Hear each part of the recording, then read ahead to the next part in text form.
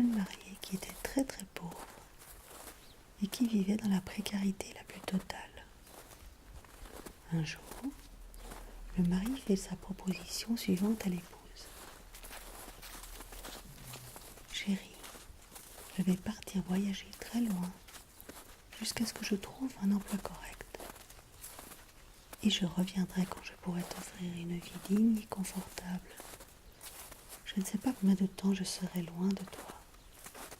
Je ne te demande qu'une seule chose, c'est que tu m'attendes et que tu me sois fidèle, comme moi je le serai. Comme convenu, le jeune est parti et marche pendant des jours et des jours jusqu'à ce qu'il trouve une ferme qui a besoin d'un ouvrier agricole. Il se présente et le patron l'engage. Il lui demande de faire un pacte avec lui, qui est aussitôt accepté. Le pacte est le suivant. Vous me laisserez travailler le temps que je veux, et quand je penserai que je dois partir, vous me délivrerez de mes obligations. Je ne veux pas recevoir de salaire, je vous demande de placer mon argent à la banque jusqu'à mon départ définitif. Ce jour-là, alors vous me donnerez mon gain et je reprendrai le chemin de la maison. Pas de problème, dit l'employeur, ça va pour moi. Le jeune homme a travaillé pendant 20 ans, sans vacances ni repos. Il arrive près de son patron et lui dit « Voilà, le jour du départ est arrivé, je repars près de ma femme. » Le fermier lui répond « Très bien, nous avons passé un contrat, je le respecte, mais avant, je vais vous faire une proposition. Je vous donne votre dû et vous partez. Ou je vous donne 3 conseils et pas d'argent et vous partez. Si je vous donne de l'argent, vous n'aurez pas mes 3 conseils. Maintenant, c'est à vous de choisir. Réfléchissez. Je vous donne toute la nuit pour y penser. Puisque la nuit porte conseil et demain matin, vous me donnerez votre réponse. Le sommeil a été très agité. Il a pesé le pour et le contre. Et le lendemain, le patron lui demande « Alors, qu'avez-vous décidé ?»« Patron, je veux vos conseils. »« Vous savez que vous n'aurez pas l'argent. »« Oui, c'est décidé. Je veux vos 3 conseils. » « Très bien, eh bien les voici. Voici le premier. Ne prenez jamais de raccourcis dans votre vie. Les chemins les plus courts et inconnus peuvent vous coûter la vie. Voici le deuxième conseil. Ne soyez pas curieux de ce qui est mal, parce que la curiosité peut parfois être mortelle. Et voici le troisième conseil. Ne prenez pas de décision dans des moments de colère. Vous pourriez vous en repentir et il serait trop tard. Après avoir donné les conseils, le patron dit au garçon « Voilà ces 3 pains. Ces 2-ci, vous les mangerez pendant votre voyage et le 3e, vous le mangerez avec votre épouse lorsque vous serez rentré chez vous. » Le premier jour de voyage, il trouve sur son chemin un quidam qui lui salue et lui demande « Où allez-vous » Et il répond « Oh, je vais dans un lieu bien lointain, à 20 jours de marche à pied d'ici. » Le bonhomme lui dit alors « Oh, mais ce chemin est bien trop long. Je connais un raccourci qui est 10 fois plus court. » Le garçon content commence à suivre l'itinéraire donné par l'inconnu. Quand tout à coup, il se rappelle du premier conseil. Alors il fait demi-tour et reprend son premier chemin. Par la suite, il sut que ce raccourci l'aurait amené droit dans une embuscade où l'attendait le kidam pour le dépouiller de ses biens.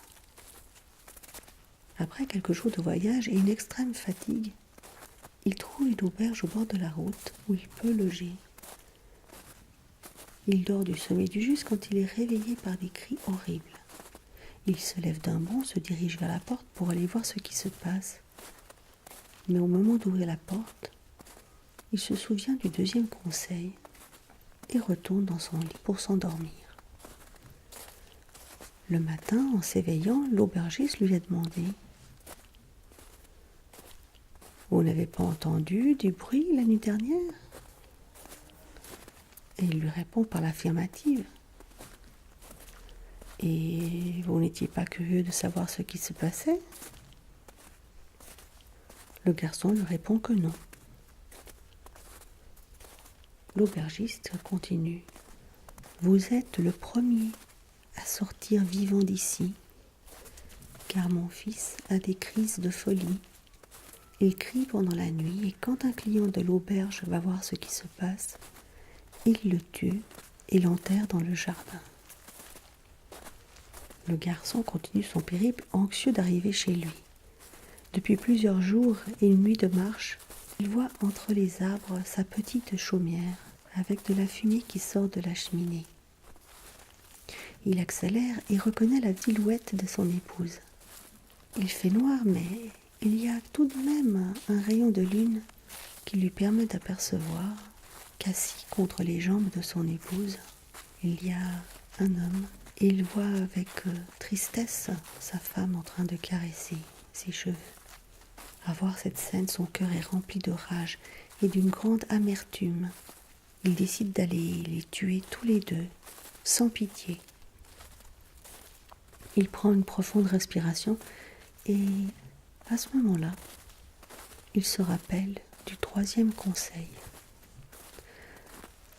Alors il réfléchit et décide d'aller dormir. Le matin, il a la tête froide et se dit « Je ne vais pas tuer ma femme ni son amant, je vais plutôt retourner chez mon patron pour qu'il me reprenne. Mais avant ça, je dois dire à ma femme que je suis resté fidèle pendant toutes ces années. » Il se dirige vers la porte et quand l'épouse le reconnaît, elle se jette dans ses bras et l'embrasse affectueusement. Il tente de la repousser mais n'y arrive pas. Alors les larmes aux yeux, il lui dit « J'étais fidèle et toi tu m'as trahi. » La femme est toute étonnée de ce qu'elle vient d'entendre. Elle lui dit « Mais non, je ne t'ai jamais trahi, où vas-tu chercher ça? Je t'ai attendu ces 20 années. » « Ah oui? Et l'homme qui était avec toi hier soir, à qui tu caressais les cheveux? Cet homme, mais c'est notre fils. J'ai découvert, quand tu étais déjà parti, que j'étais enceinte. Il a 20 ans. » Alors le mari rentre dans la maison pour faire la connaissance de son fils. Ils s'embrassent et racontent leur vie pendant que l'épouse leur prépare un bon café. Il sort le troisième pain pour le partager et au moment de couper le pain, il trouve à l'intérieur le salaire du mari, des 20 ans de travail passé à la ferme. Conclusion. Souvent, on veut prendre des raccourcis en pensant brûler des étapes pour nous faire arriver plus vite. Et ce n'est pas toujours le cas. Parfois, on est curieux et on veut savoir des choses qui ne nous concernent pas et qui nous apporteront rien de constructif. D'autres fois, nous agissons par impulsion, par rage ou par colère et fatalement, nous le regrettons après.